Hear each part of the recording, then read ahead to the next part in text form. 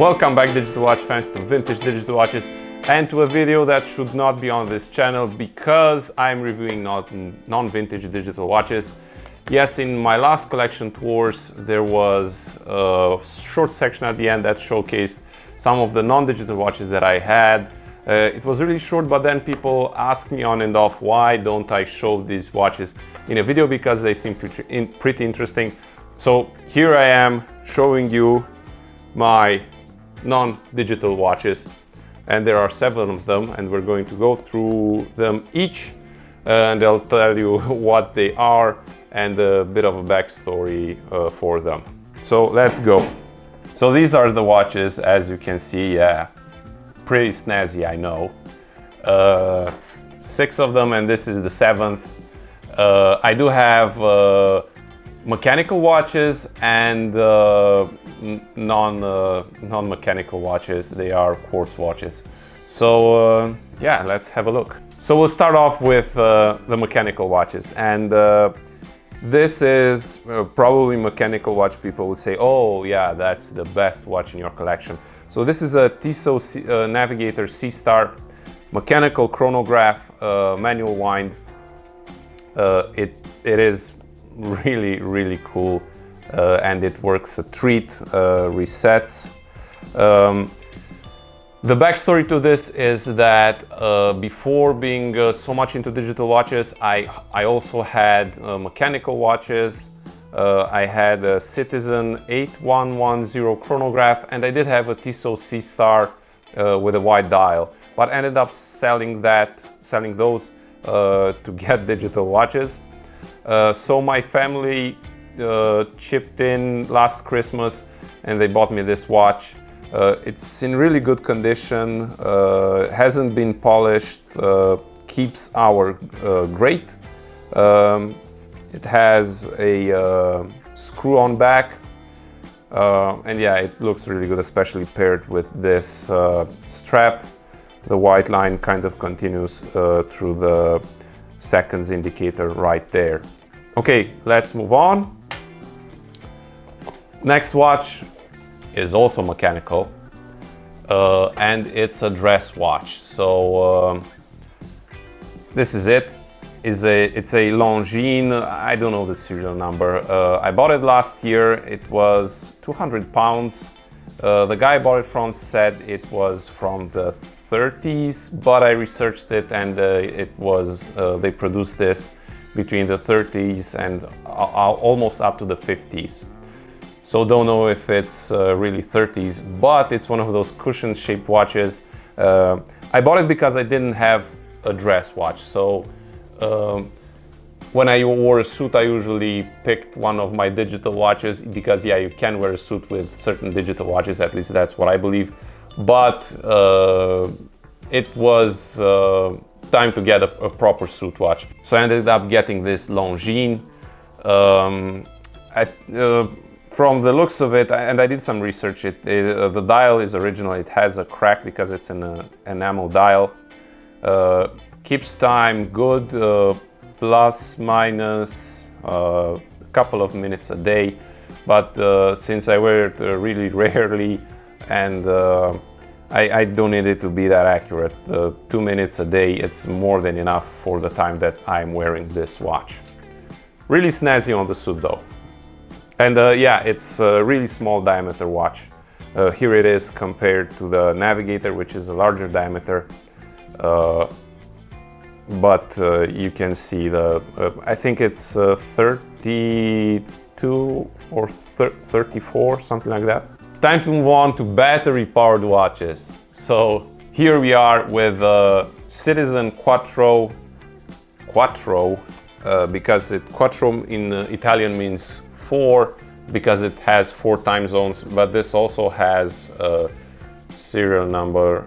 Let me see. So it's the Citizen 3110. I bought this because it was a last for me, and for a very long time I thought it looked really cool, really aviation-like. Whoop, sorry about that. It is a pilot's watch, big crown. You can do all sorts of calculations that I don't know what they're about. but it has 4 time zones. The main indices show main time, and then you have 3 more in the background which show 3 other time zones, only the hours, and right at the bottom you have this indicator showing the date. It is super cool.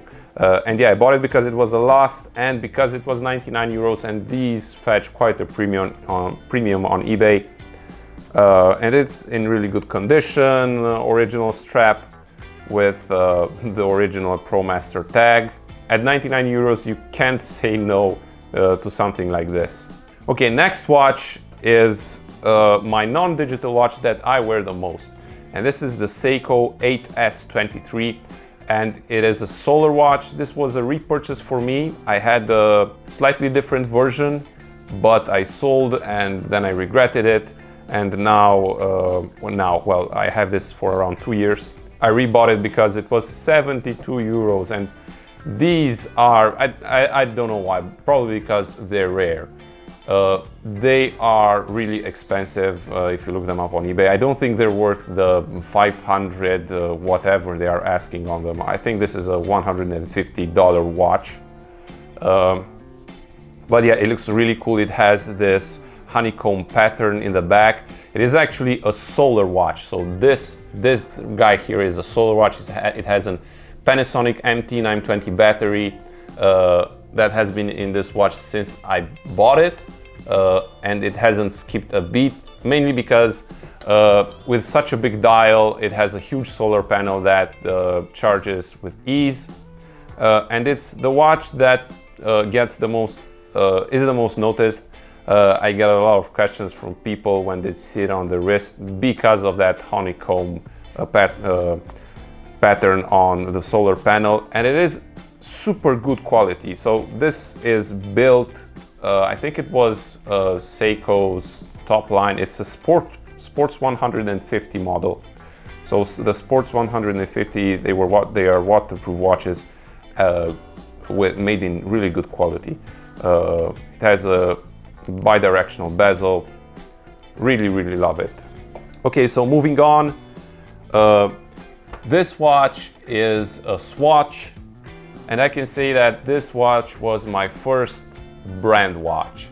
So I was into watches before, but I never had a real brand watch, and this was a gift from my mother in my first year of university.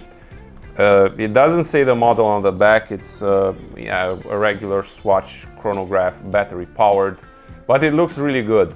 And I wore this to death during my university years. I think this is the 3rd strap for it, if I remember correctly. Still works to this day, doesn't have a battery right now. Need to get it a bit polished, but really love this one. Moving on to the second to last watch, and this was the watch that I bought when I had my first job. So I was in a period when I liked watches that had interesting features. So if it had a temperature sensor, whatever sensor on it, that was the watch for me. And this one shows altitude, and it shows altitude non-digitally. So it has an analog indicator for altitude, and it's Momentum. The brand is Momentum. Momentum is a Canadian watch brand, and they don't make their own movements. As far as I know, they use off-the-shelf movements. This movement is also used in some early Citizens Alticron series, if I'm not not mistaken. Really nice watch, quality made, bought from eBay naturally, and it has this super nice back. So it's the Momentum Topograph watch. If you search online for Momentum Topograph altimeter watch, you will see it. They don't make it anymore, but it's a super cool watch, especially for that analog altimetry indicator. It has this red one here that shows the meters, and this upper one shows thousands of meters. So for every revolution that the bigger one does, the smaller one increments a bit. Very cool watch. I even wore this with a suit actually, which was a bad idea, but really like it. I kept it in really good condition because I thought this was the coolest thing when I bought it. Just look at that back. That back is super cool. That's the altimeter sensor right there.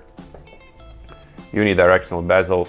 Momentum actually makes good quality watches. You should check out their website if you love watches. They are sort of fashion oriented, but they also have their own style. Okay, and moving on to the last watch. This was a purchase from Japan that I made about a couple of months ago. I bought this watch because if you like Citizens, then you know that they had a sub-branch called Independent. So this is what it looks like.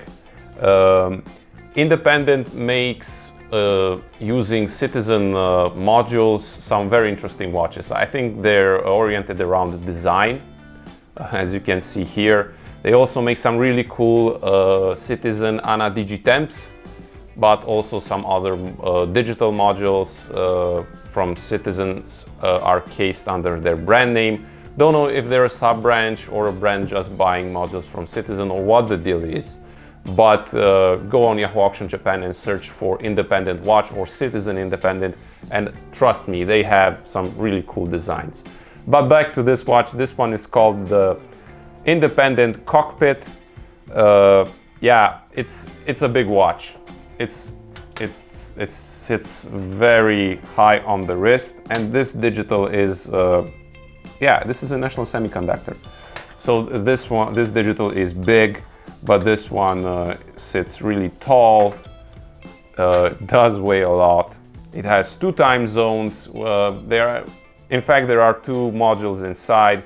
There is nothing interesting here other than the design, and I'll pull out this band just so you can see how they thought of it.